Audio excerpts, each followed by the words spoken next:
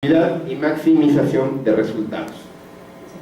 Es importante tener en cuenta que al día de hoy la economía y la política se rigen en términos jurídicos, de ahí que el abogado tiene un gran papel al llevar a cabo sus labores. Oscilando entre los sectores públicos y privados, los abogados ejercen un importante papel en la construcción y la transmisión necesaria de la adaptación de la economía cultural de la burguesía. Esto lo dice Juan Ramón Capella, jurista catalán actualmente radicado en la Universidad Pompeu Fabra. Sí, adelante. De cualquier manera, al final les puedo pasar la presentación y se los hacen llegar. Sí, pero si quieren tomar fotos, adelante. Por eso me peiné hoy.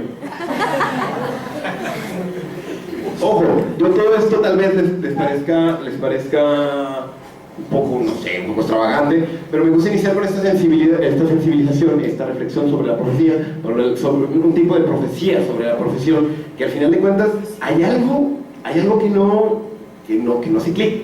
Si estudiamos, entramos a la escuela creyendo en el derecho y salimos creyendo en las leyes, hay algo que no se clic, hay algo que está mal.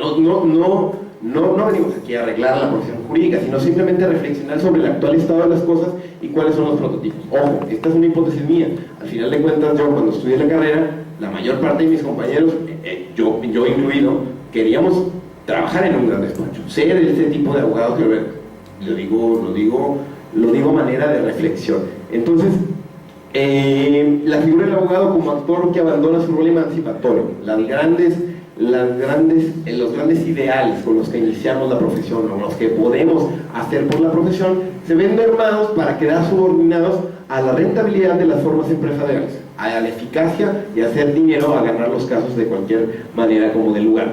Yo creo que este prototipo de abogado de empresa, abogado que se encarga de manejar los intereses de poderes económicos, está presente y como tal no tengo tan claro si esté bien o esté mal. Se me hace difícil juzgar algo que esté bien o esté mal, pero creo que relega a otro tipo de abogado, ¿sí? Un tipo de abogado activista, un tipo de abogado comprometido con su entorno social, o que de alguna u otra manera tiene inquietudes por hacer del derecho una importante herramienta emancipatoria. Un par de ejemplos, bueno, traigo 3 ejemplos para ver de qué manera esto lo podemos contrastar. Vemos series de televisión sobre abogados bastante empresarios, bastante hollywoodenses, en grandes carros, con una vida social bastante buena. También vemos en las revistas de Foro Jurídico y El Mundo del Abogado a la gente en primera plana, vemos grandes entrevistas de cuánto es lo que facturan. Sin embargo, creo que hay otro tipo de abogado que también existe, pero que vale la pena mencionar, que tal vez no es prototipo, no es como que yo quiero ser ese tipo de abogado, que probablemente no aparecerá en las revistas, que es un abogado más comprometido con el tema de entender el derecho como emancipatorio, como una herramienta emancipatoria. Hablo de 2 ejemplos concretos que sucedieron hace poco en el contexto español. No me presenté, soy Juan Jesús Garzonofre Juan Jesús Garzonofre, profesor de esta facultad, y actualmente estoy estudiando el doctorado. Llevo un año estudiando sobre el tema de abogacía, y cualquier duda, estoy a sus órdenes. Ya está. Hablo del tipo de abogado. Hablando del contexto español, ya que me tocó vivir este caso cuando me encontraba ya por Madrid, es el abogado Dionisio Moreno, que es este tipo que está aquí. Los desahucios, un tema bastante controvertido en España. La crisis inmobiliaria, la burbuja inmobiliaria, las personas hipotecan, las entidades bancarias empiezan a sacarlos de sus casas por no poder pagar las hipotecas, y existen manifestaciones por los desahucios, y sale toda la gente a protestar a las calles porque existen viviendas solas, pero los bancos, al no poder los ciudadanos pagar, los dejan sin vivienda. Muchos abogados atacaron a estos grandes despachos, incluso lo atacaron a través de medios de impugnación constitucional, a través del derecho a la vivienda. El derecho a la vivienda en España no tiene una protección plenamente como derecho constitucional, con todo por diferentes garantías. Entonces este abogado, Dionisio Moreno, empieza a idear una estrategia a través del derecho comunitario de la Unión Europea, y a través no entendido del derecho a la vivienda, sino como el derecho al consumidor. ¿sí? Al leer las cartas de los bancos, encuentra una línea que habla de estos productos que les vendían a las personas para que hipotecaran y le sacaran una hipoteca, con bastante confuso, bastante técnico, y el tipo, en lugar de seguir los medios de impugnación a través del derecho a la vivienda, lo hace por derecho al consumidor. Entonces, un abogado de un despacho unipersonal, el típico abogado que tiene en casa su despacho, sus herramientas de trabajo, que hace esto porque es un amigo del Magreb, en quien se ve involucrado en el tema, y que ya está. No hace falta. Sin embargo, es poco conocido este tipo de abogado, a contraposición del otro preponderante abogado. ¿Tienes una pregunta? ¿No? Otro ejemplo, no sé si les suenan estos compañeros: el expresidente del Barcelona, Neymar, brasileño jugador, y un socio del club, ¿sí?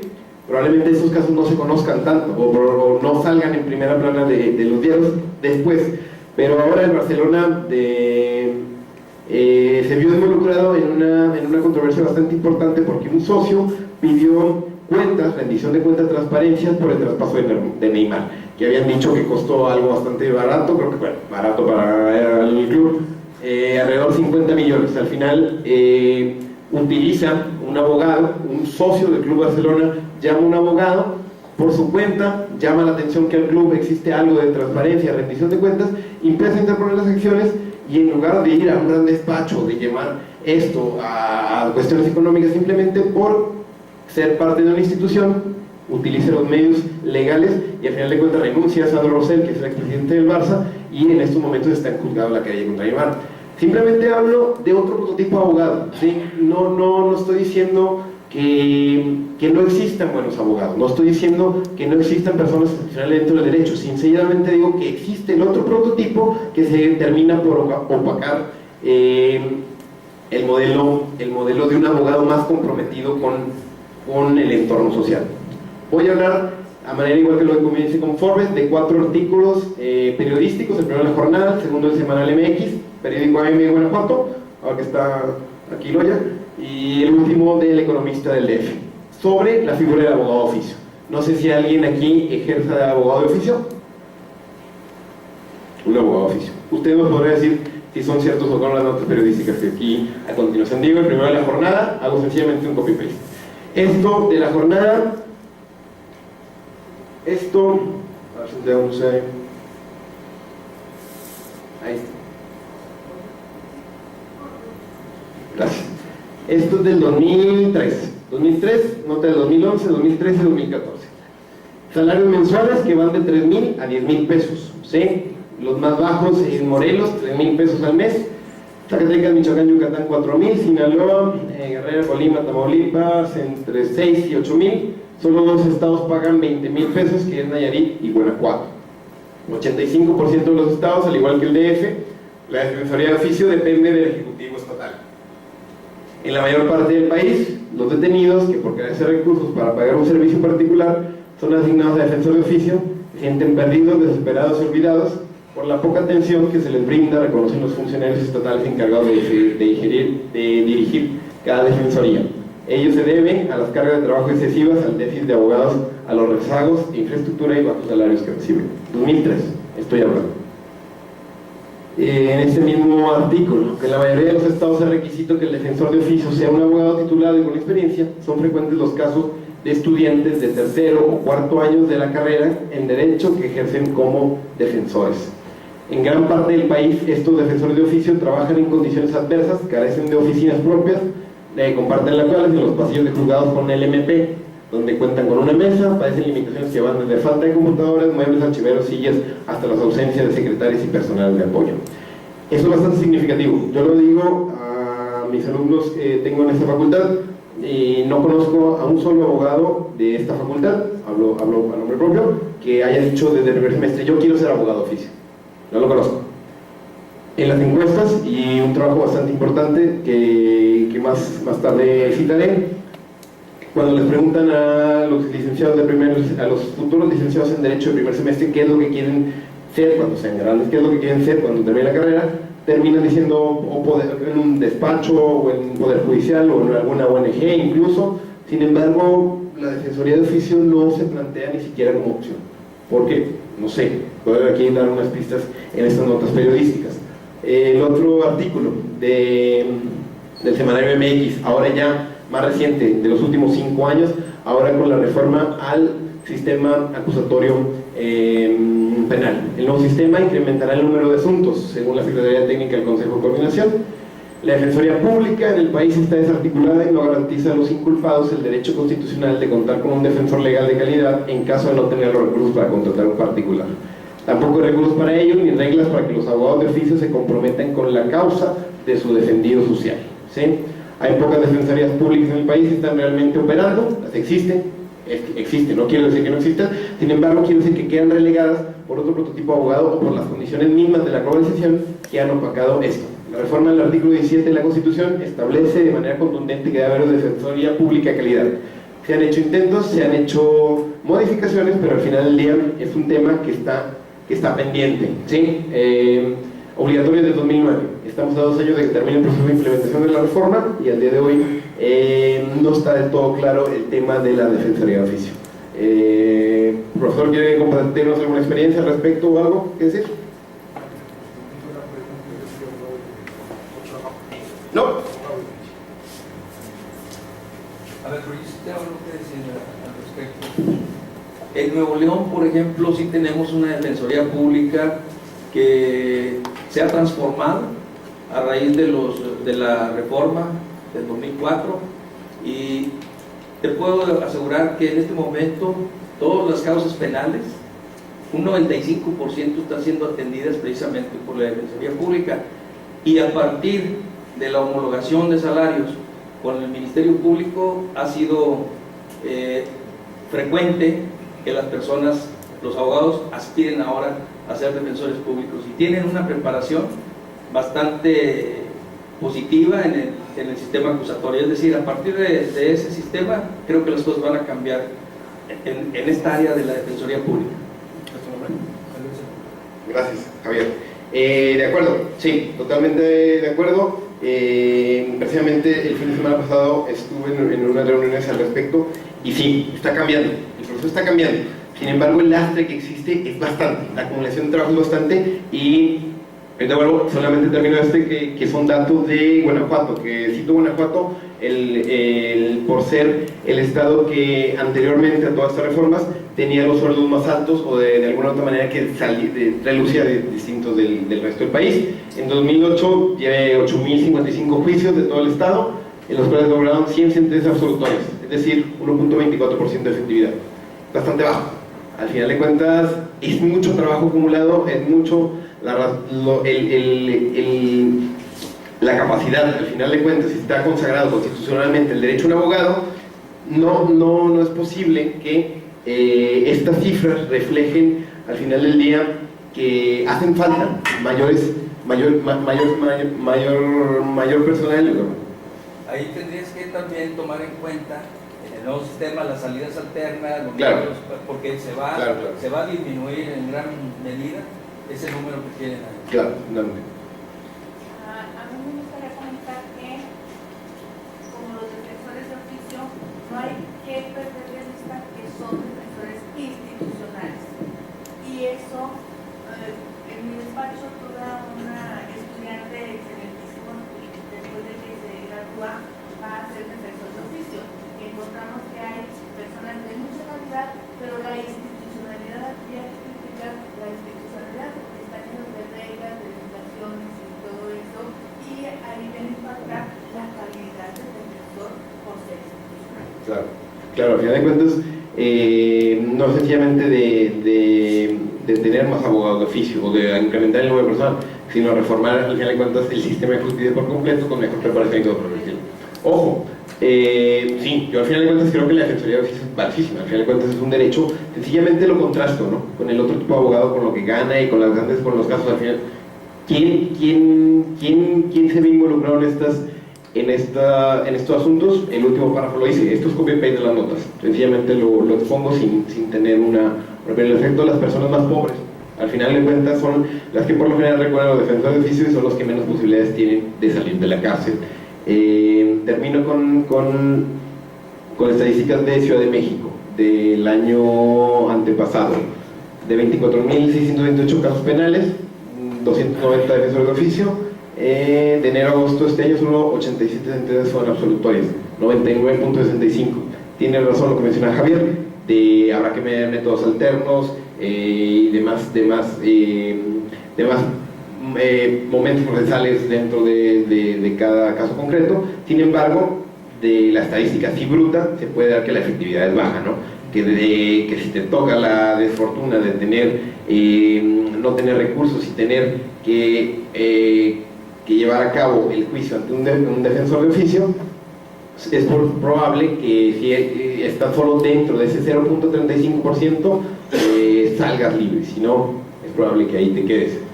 Entonces yo hablo de abogado de oficio como una profesión que valdría la pena replantear, que se está transformando, que desde hace unos años con el nuevo sistema está cambiando, pero hay que hacerlo explícito. Acceso a la justicia, igualdad ante la ley, derecho humano, debido proceso, creo que son términos que hace falta echarle una repensada. Simplemente lo planteo como contraposición del otro tipo de abogado, ¿sí? Segunda parte de mi hipótesis, porque creo que esta preeminencia del abogado de empresa subyuga a otros tipos, como es el abogado activista o el abogado de oficio, porque cuentan con la colaboración de grandes e influyentes despachos transnacionales, ¿sí? Como clara manifestación de la manera en que la aparición de realidades jurídicas heterogéneas provocadas en el actual contexto de globalización. Sí, no hace falta hablar mucho de la fuerte influencia que tienen los despachos jurídicos transnacionales y entendidos teóricamente como localismos globales. ¿Qué quiero decir con esto? Que surgen localmente en Estados Unidos y a manera de efecto dominó van surgiendo en comunidades de otras regiones del mundo, incluso de países subdesarrollados, ¿no? La proliferación de las firmas de abogados de negocios parece ser el trasplante jurídico más exitoso, incluso el único que se ha producido del norte hacia el sur, ¿sí? Es un claro ejemplo de cómo la globalización ha cambiado la manera en cómo ejercen la profesión los abogados. Y esto surge por esta persona, que probablemente sea un personaje un poco oculto dentro de la historia jurídica, pero que al final de cuentas es quien propulsa todo esto de los grandes despachos entendidos como multinacionales. Es Paul Drennan-Cravath, abogado de Nueva York, que lo que hace es propagar la idea del despacho, aplicar a un despacho jurídico el método de producción fordista, es decir, dejar de ver al despacho jurídico solamente como un centro para resolver cuestiones jurídicas y entenderlo como una empresa que ofrece distintos tipos de servicios, desde lobbying, negociación, prevención de riesgo, distintas opciones que al final del día se ha llegado a acuñar el término de law factory para referirse a las firmas como fábricas legales en las que el cliente se transforma en consumidor y el abogado no opera en realidad con personas sino con patrimonios. La competencia se convierte en la principal función del mercado de los servicios jurídicos, más allá de ofrecer propiamente los servicios jurídicos que ofrece cualquier despacho.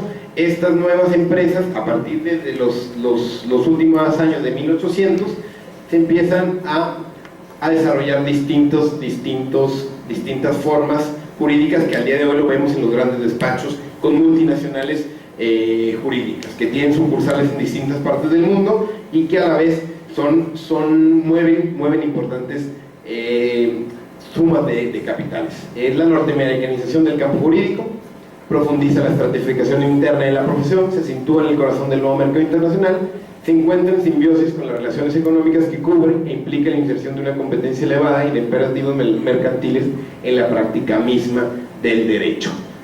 Dirán ustedes, al trabajar en estos grandes despachos internacionales, al ganar las cifras que están ahí ganando, pues se puede creer que será una carrera exitosa o que va a llenar de satisfacciones a las personas que la ejercen. Pues no estoy tan seguro. Miren qué padre me quedó la carita. Esto lo digo yo, The American Bar Association. Diferentes estudios lo dicen, ¿no?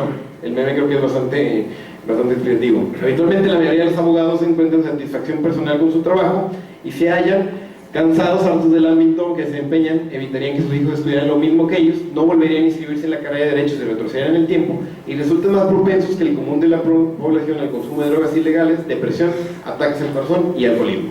no los culpo, simplemente lo planteo y lo hago explícito, ¿no? Al final de cuentas, este modelo abogado del que estoy hablando, del de las revistas, del de la televisión, del de los grandes despachos, de las grandes sumas de dinero, se ha demostrado que hay algo que no termina de cuajar, ¿sí? No sé si sea lo del inicio, y aquí lo planteo como pregunta, y cualquier contribución la tomo como bienvenida. No sé si sea lo del inicio, si existe esta animadversión sobre la profesión, no sé si sea un determinado proceso histórico que nos viene desde la antigüedad, desde los orígenes de la profesión, o sencillamente porque la globalización ha hecho de la profesión jurídica un negocio, entendida en términos amplios. No estoy diciendo que todo tiene que ser así, no estoy diciendo que de alguna u otra manera esto es algo uniforme. Sin embargo, sí creo que es preponderante y como tal vale la pena cuestionar si vale la pena simplemente plantearlo para ver cómo podemos hacer mejor esta profesión o llevar a cabo mejor nuestros servicios jurídicos. Entro al segundo tema, para ir en tiempo más o menos, que es el de la crisis. Hablo del abogado el día de hoy, simplemente para concientizar, para hablar un poco, reflexionar de qué es lo que está pasando actualmente en la profesión. Globalización, a mi consideración hay un modelo preponderante de abogado de empresa y los despachos jurídicos entendidas como multinacionales jurídicas, ¿sí? Trabajando con capitales, ofreciendo servicios. De hecho, en España me llama muchísimo la atención, que sí salió en el periódico, los 4 grandes despachos jurídicos, que son Garrigues, Cuatro Casas, Suria Méndez y Pombo y Asociados, disputando quién va a ser la primera sucursal que van a tener presencia en África. O sea, en ese se está empezando en el negocio. Cómo poder globalizar nuestros servicios jurídicos, cómo poder llevar a cabo el derecho de los negocios a hacerlo redituable. Entonces, esto hablo de globalización. Hablo de mermar otro tipo de abogado, que es el abogado activista, como este tipo de los desahucios en España, como el tipo de Barcelona, o como la profesión misma, la institucionalidad, como decía la compañera, o Javier, sobre los abogados de oficio. Es un derecho, es una profesión bastante importante, que tiene que propulsarse institucionalmente para poder relegar o poder equilibrar las fuerzas entre abogados.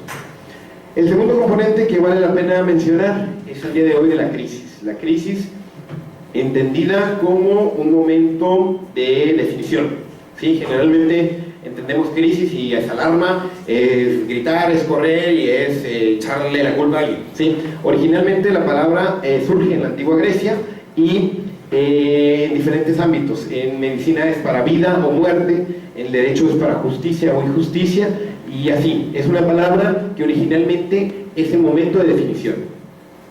Hablamos de crisis por los poderes económicos, por las distintas crisis de gobernabilidad, de democracia a lo largo del mundo, que la globalización ha acentuado a través de los medios de comunicación, de las redes sociales, y que al día de hoy sabemos de lo que está ocurriendo en este preciso momento en cualquier parte del mundo. Entonces, la crisis es una palabra que constantemente está en el imaginario colectivo y que a nosotros los abogados nos ha impactado. ¿De qué manera nos ha impactado? Yo creo que existen diferentes manifestaciones, pero las dos principales a mi consideración es la deontología jurídica y los organismos internacionales, ¿sí? La presencia de abogados en organismos internacionales. Deontología jurídica, ética jurídica, el profesionalismo, de cualquier manera que lo quieran llamar. Creo que esas son dos manifestaciones de la crisis en la profesión. Hablo de un efecto rebote. Ojo, no creo que sea algo exclusivamente del ámbito jurídico, pero desde los años 60, 70 empieza en el mundo un resurgimiento por la persona dentro de la empresa. ¿De qué manera?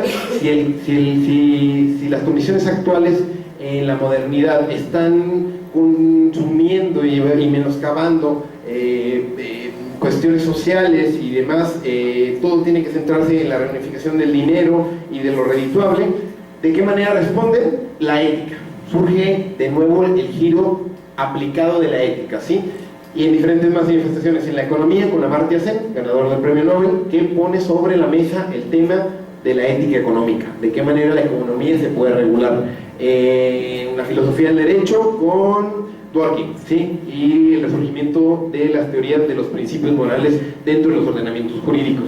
Richard Rorty, otro filósofo norteamericano, en relación al pragmatismo. Vuelve a surgir el pragmatismo, vuelve a surgir la ética en la sociedad, y con distintos rebotes, y esto lo estuvimos mencionando la semana pasada, la ética empresarial. De repente las empresas tienen que ser éticas. No vamos a entrar en cuestiones si una determinada profesión qué tan ética es o qué tan menos ética, o si la Coca-Cola, por sacar una Coca-Cola verde, ya con eso se puede lavar las manos y estar tranquilo, a pesar de que yo me sigo tomando mis Coca-Colas y el azúcar me sigue subiendo como loco. No lo sé, no vamos a poner a tela de juicio eso, pero lo que sí vale la pena cuestionar es que de repente vemos ya la ética está en el imaginario colectivo y surge como reacción a la crisis, ¿sí? Estamos en crisis, está el mercado consumiendo, está tal, que al final de cuentas surge este movimiento por la deontología en diferentes ámbitos. Surge principalmente en la bioética y en la ecología. Surge a través de las cuestiones morales de aquellos años de la oveja Dolly y cuestiones del genoma humano y la clonación. A partir de ahí, involucrar la moral en diferentes ámbitos de nuestra vida social. Entonces, esto en el derecho pega de lleno en relación a la ética jurídica, a la deontología jurídica. Y de repente, de la noche a la mañana, yo lo quiero ver así, surge un movimiento a favor de la deontología. Y yo esto lo cuestiono, y lo cuestiono mucho, porque me cuesta muchísimo trabajo creer que a través de códigos deontológicos no vinculantes, o a través de ordenamientos entendidos en el sentido de no que sean propiamente obligatorios, un efecto dominó, y todos los países, o por lo menos distintos países de Occidente, empiezan a tener sus códigos deontológicos. Ojo, la deontología surge desde hace muchísimo tiempo, incluso desde Grecia y desde Roma. Existen bastantes antecedentes que ya te hablan de deontología o de normas deontológicas dentro de la profesión, de regulación, no propiamente de ética, pero esto es significativo porque es la codificación. Y hablo de Estados Unidos, fíjense, todos los años, más o menos, a partir de los 70, a partir de los 80, pero el boom ya es en los 90, ¿sí? España en el 95, teniendo algunas normas por ahí, pero ya sacan el código en el 95 y reformulándolo en los 2000. Argentina y Venezuela también, Colombia.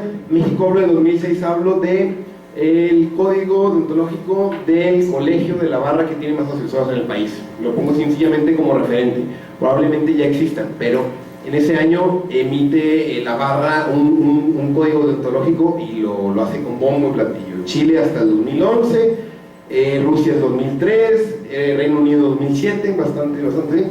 Entonces pega de repente la deontología fuerte, cala honda en la profesión jurídica y llama invita a reflexionar. Entonces, si la profesión, hablamos de globalización y al día de hoy hablamos de crisis, creo que vale la pena repensar esto de la deontología, o por lo menos ponerlo por el dedo y no verlo tan alegremente.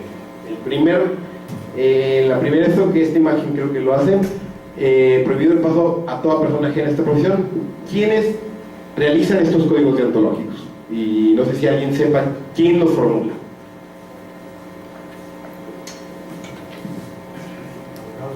Exacto, abogados. Si al final de cuentas nosotros somos los que conocemos la profesión, son los mismos abogados, suena lógico, ¿no? Que sean los propios abogados quienes hagan normas para abogados. ¿Para quién van dirigidos los códigos deontológicos? Tienen dos vertientes, pensando en la protección de la profesión, pero sobre todo en la protección del cliente.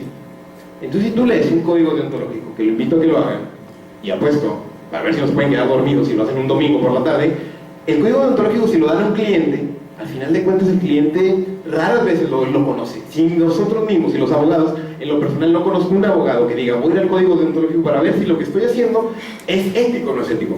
Yo no lo conozco, no sé ustedes, pero al final de cuentas es ser hermético, es proteger la protección, es de abogados para abogados, con personas técnicas, con expertos en lenguaje, expertos en derecho, que al final de cuentas lo que hacen es ir minando la relación con el cliente. Piensen en los abogados de oficio de hace rato, piensen en el abogado, pongo casos españoles, pero creo que aquí hay bastante abogados activistas también muy involucrados en temas de derechos humanos que podemos poner los ejemplos concretos. Pero piensen en ese tipo de abogado o en quienes recurren a ese tipo de abogados. Al final de cuentas, si un abogado no actúa de manera ética, ¿cuáles son las distintas posibilidades que pueden ocurrir cómo pueden invocarlo, quién va a ser el tribunal que lo va a juzgar, está bastante difuso. Ahora piensen en el despacho jurídico grande, en el despacho jurídico estos que facturan millones y que ganan $400 la hora. Al final de cuentas el caso lleva una persona de un departamento dependiendo de la materia. Una persona con 5 asociados, con 10 asociados abajo junior, con 7 pasantes, que al final de cuentas la deontología se vuelve difícil.